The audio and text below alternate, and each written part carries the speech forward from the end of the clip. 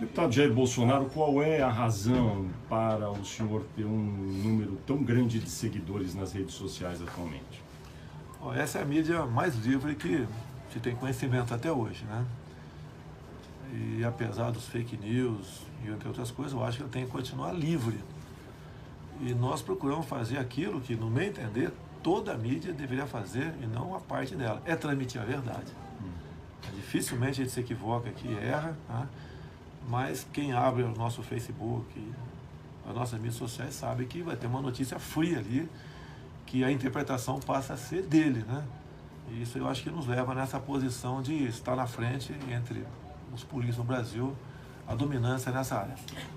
O recente episódio em que foi assassinada a vereadora Marielle Franco e o seu motorista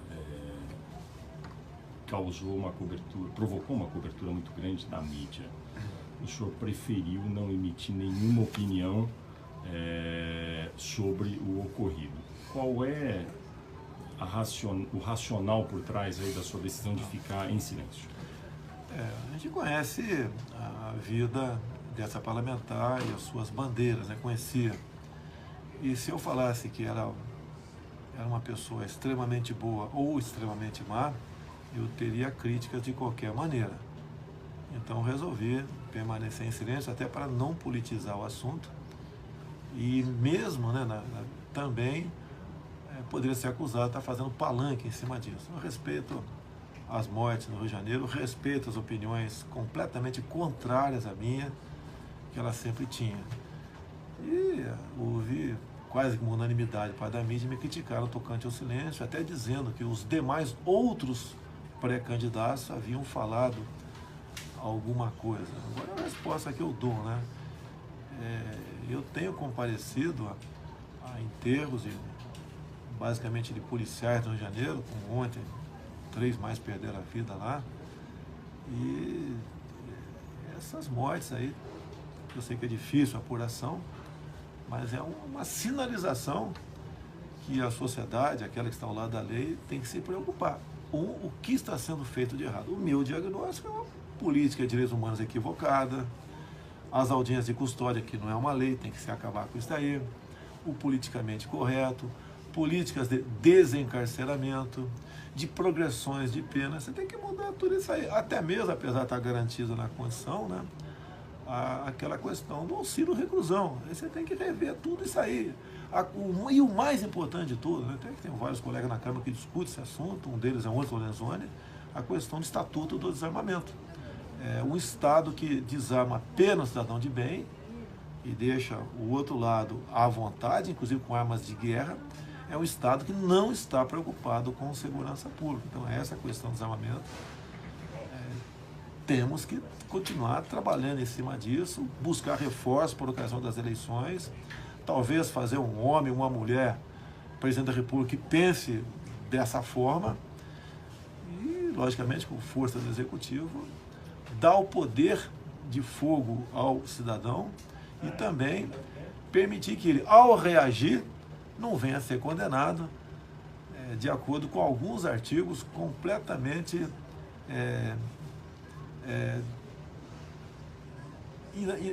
inadmissível. É impossível você entender esses artigos que existem no Código Penal que dá uma retaguarda jurídica para um mau elemento. Então, a gente conseguir fazer isso aí, acreditamos que a violência cai assustadoramente, e daí, até dessa forma, que há pouco tempo era criticado, a economia começa a rodar essa máquina da economia, porque com violência não tem economia.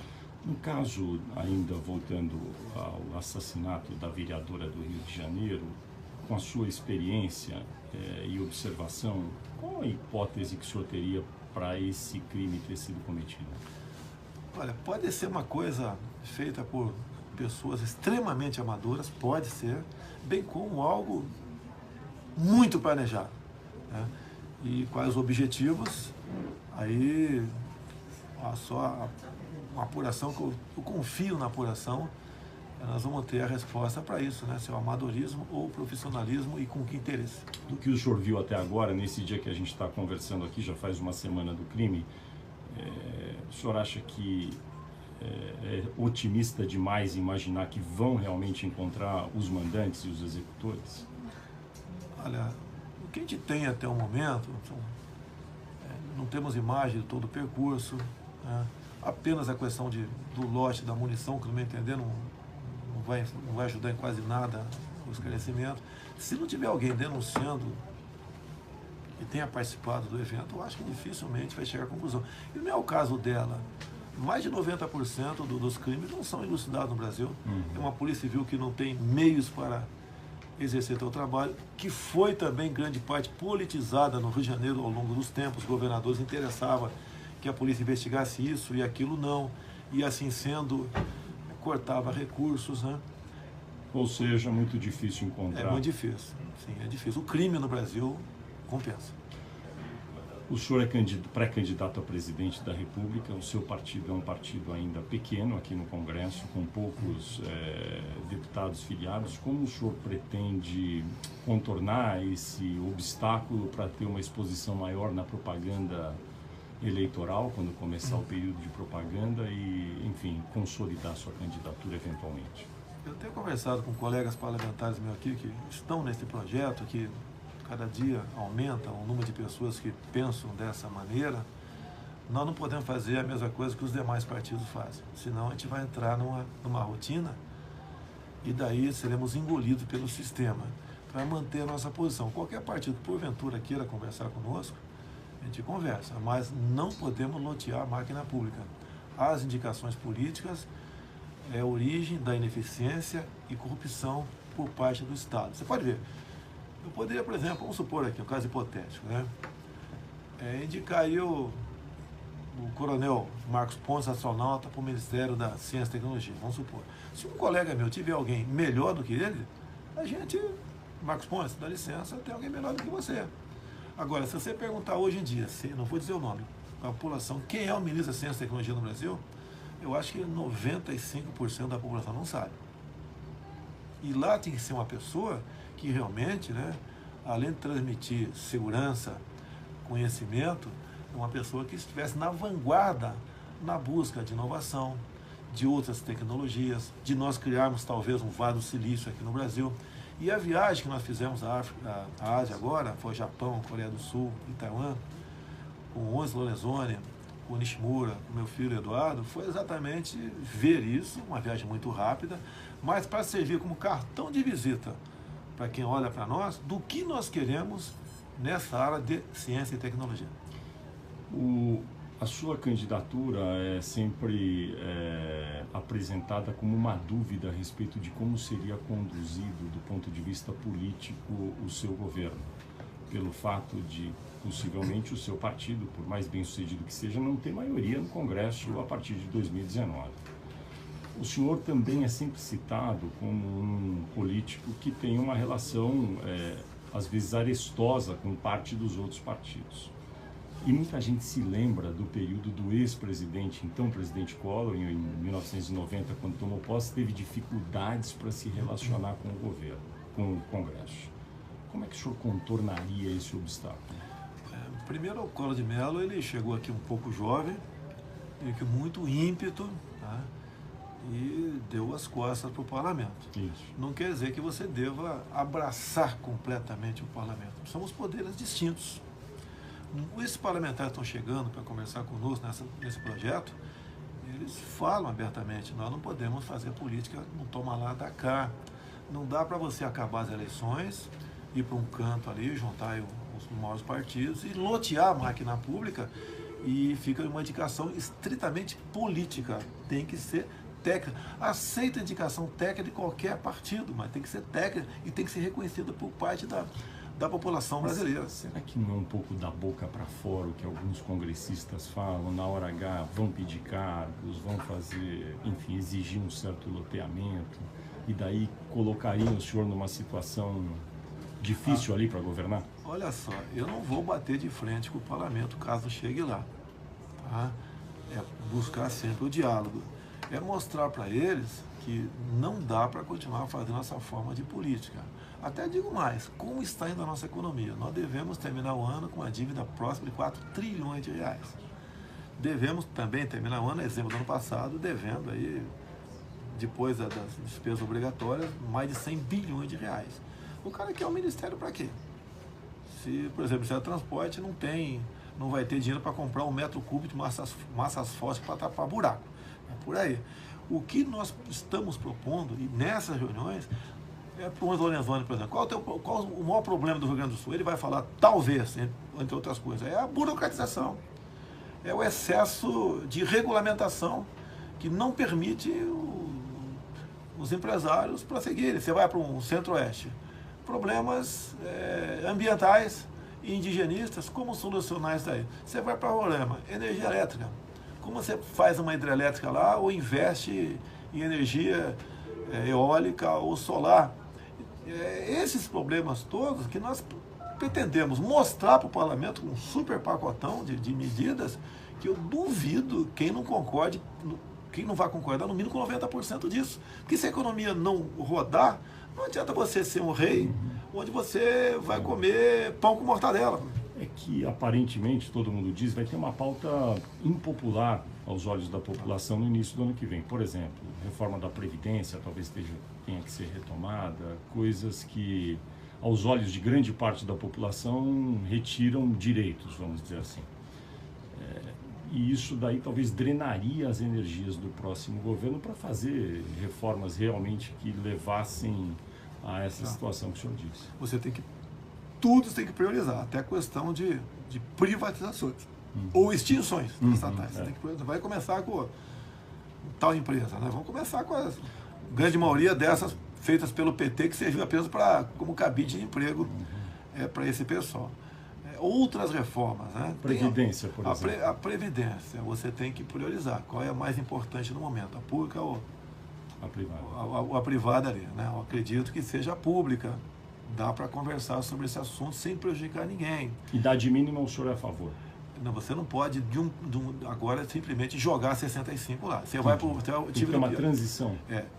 Você não pode botar o 65 no papel agora. Você não pode botar. Você pode até pensar daqui a tanto tempo. Você pode até pensar nisso aí. No momento, você vê, o serviço público. Eu estou com 63 anos, né? Meu pai com a minha idade, você via, estava velhinho, quase de muleta naquela época. Né? Ele era uma pessoa até saudável. Então, há 50 anos atrás, realmente você vivia menos do que vive hoje. Se você conseguisse agora, na corrente ano, serviço público, o homem se aposenta com 60 e 35 de contribuição. Se você botar 61 e 36, talvez dê para você aprovar isso daí. Não é o que você quer, depende de um gargalo que chama parlamento. Tá? E outra coisa, você vai para a privada, até o tipo de emprego. Uma pessoa que não tem muito conhecimento e tem um trabalho braçal. Ele não aguenta virar massa com 60 anos de idade, muito menos com 65. Então tem propostas que a gente vai discutir, mas ninguém quer inventar nada e falar eu quero isso ou não quero. Então, você tem que dar para você não me entender, ir para o consenso e mexer alguma coisa e melhorar. Um economista que vem apoiando a sua candidatura, o economista Paulo Guedes, deu uma entrevista recentemente propondo que, se possível, seria necessário privatizar até tudo o que há de estatais no Brasil. Eu conversei com ele após... O que o senhor achou dessa entrevista dele? Eu conversei depois disso, né? Ele falou, olha, como falavam que você era estatizante, né? Você é o gás aí, eu resolvi... falar o contrário, mas se eu privatizar metade, né, seriam umas 70 estatais, me dou por satisfeito. Entendi. Então essa foi a intenção dele. Eu tenho falado, no primeiro momento tinha até uma certa reação dele, você tem que ver o que é estratégico. Você, por exemplo, quer vender uma casa de fundo, que você mora num canto qualquer, se chega um cara lá que, você vê pela aparência dele, né, que... Depois vê a vida pregressa, um carinho crenqueiro, tem lá 8 filhos, eu não vou ter mais paz aqui em casa, eu não vou vender para esse cara, é um direito teu. Nós também, a gente sabe que o dinheiro não tem cor, mas você tem que ver para quem se vai privatizar e o modelo também, principalmente o modelo. Eu tenho dado um exemplo bastante chulo, que já está tendo crítica na imprensa. Uma coisa é eu comprar toda semana uma galinha tua e uma dúzia de ovos. A outra coisa é comprar o teu galinheiro. Eu sei que muitos dizem que o Brasil está um galinheiro, tá? Mas vamos levar para a seriedade. Se eu comprar o teu galinheiro, nem você vai dizer que vai comer um ovo cozido no final de semana, vai depender de mim. Nós não podemos, nessa questão estratégica, ficar dependente de capital estrangeiro que pode dar problema para nós. Agora, conceitualmente falando, o senhor acredita que ao longo do tempo existe alguma estatal que nunca deverá ser privatizada? Porque uma coisa é falar, uma coisa é falar, vou vender a Petrobras amanhã. É difícil, né? Agora, ao longo do tempo. Ao longo do tempo, isso tudo pode acontecer. Mas eu acho que não estamos maduros ainda para falar de certas privatizações, até mesmo da Petrobras. Houve um assalto à Petrobras, em especial por parte do meu ex-partido. Segundo o Youssef, tinha gente ali que ganhava até 250 mil por mês. É um absurdo, não é que pelo montante, qualquer montante é um absurdo, mas ainda mais aí, botaram no chão essa empresa. Agora faltou pulso por parte do governo, dá um limite. Agora, o que o governo fez? Entregou tudo em troca de um projeto de poder. Eu acredito, se a Dilma tivesse mais 2 anos, talvez até o Lula, com um pouco menos problema, pudesse concorrer a uma eleição e ser vitorioso. Quais estatais hoje o senhor considera estratégicas e que deveriam ser, enfim, mantidas no Estado? Não vou falar estatais apenas, né? Você pode ver, o nosso subsolo, você não pode, por concessão, entregar. Você está mandando para fora do Brasil sem agregar valor em nada naquilo. Tá? Há algum tempo já se discute em acelerar a venda de terras para estrangeiros. De acordo com o capital aqui, eles vão ter muito mais tecnologia, muito mais meios, vão matar o brasileiro produtor do lado. Nós estaremos entregando a nossa segurança alimentar para para outro país. Você vê, sem querer personificar, mas a China há pouco suspendeu a lei do filho único. Está chegando 1 bilhão e 400 milhões de habitantes. É um país que está transformando em urbano, de uma certa rapidez. Precisa de alimento. Até dizem, hoje em dia, o mundo que está chegando, chega agora em 2025, 8 bilhões de habitantes. Tá? Não temos como dar uma alimentação saudável para todos eles com as terras agricultáveis no mundo. Até porque elas se exauriam um dia. A sua capacidade de produzir. Então essa preocupação nós temos que ter. Nós temos que possivelmente alimentar o mundo? Sim, vamos, mas primeiro nós aqui. Eletrobras está para ser privatizada. O senhor tomou conhecimento aí do projeto que está em debate, é a favor ou contra? Eu não estudei com profundidade ainda, isso eu jogo para o Paulo Guedes, porque o meu voto aqui, eu acho que dos pré-candidatos só tem eu e tem o Álvaro Dias no Senado. Mas muitas vezes não chega lá, uma coisa morre aqui. Isso. Então o meu voto aqui não interessa, sim, não abstenção. Até que eu tenha baixado o hospital, semana passada, 4 horas de enfermaria aqui, perdi umas votações, tomando soro, né? O que o senhor teve? É um problema de disposição. E daí, então, essa minha ação ou falta de ação é potencializada. Então, eu tenho que ter um cuidado especial, até para votar um requerimento de urgência urgentíssima. Mas no caso da Eletrobras, em teoria, o senhor acha que... Em teoria, entraria, no meu entender, como estratégica. Teria que ser redobrada a atenção. E para quem? Você pode ver a questão da Embraer. Ela foi privatizada pela Golden Share. Né? E uma empresa americana, a Boeing, que é uma parceria aí. De acordo com o que ficar acertando na parceria, eu acho que é bem-vinda essa parceria. Que mais cedo ou mais tarde, talvez só com os meios que nós temos aqui e com outros mercados entrando nesse meio aqui, você fica isolado e... O senhor diria que num eventual mandato seu, nos 4 anos que o senhor teria se eleito presidente, as estatais mais icônicas, vamos dizer, Petrobras, Banco do Brasil, Caixa Econômica, Eletrobras, essas possivelmente num mandato seu permaneceriam sob o controle do Estado? Uma pergunta que eu fiz para o nosso economista, porque eu já falei que não entendo de economia, eu pensei que fosse ser entendido por parte da mídia com humildade, mas se for me atacar, você teria que entender de saúde também, para indicar o ministro da Saúde, né? Tá certo? Foi exatamente o seguinte, a primeira pergunta veio o agronegócio falar comigo. Né? Uma vez privatizado o Banco do Brasil, quem é que financiará a nossa taxa, a nossa produção agrícola com que taxa de juros? É um problema. Você pode ver, está adiantado no Senado uma modificação da Lei Candir, onde passariam a cobrar ICMS dos commodities, daquilo que se produz no campo. Tá? E daí, nós vamos encarecer mais o nosso produto aqui dentro, vai ser mais oneroso para o produtor rural. Já não bastasse a pancada que eles levaram na questão do Fundo Rural. Entendi. Ou seja, estou entendendo que, num primeiro momento, seriam estratégicas essas que eu citei, Banco do Brasil, Petrobras, e teriam que ser mais bem preparadas para o futuro. Os setores.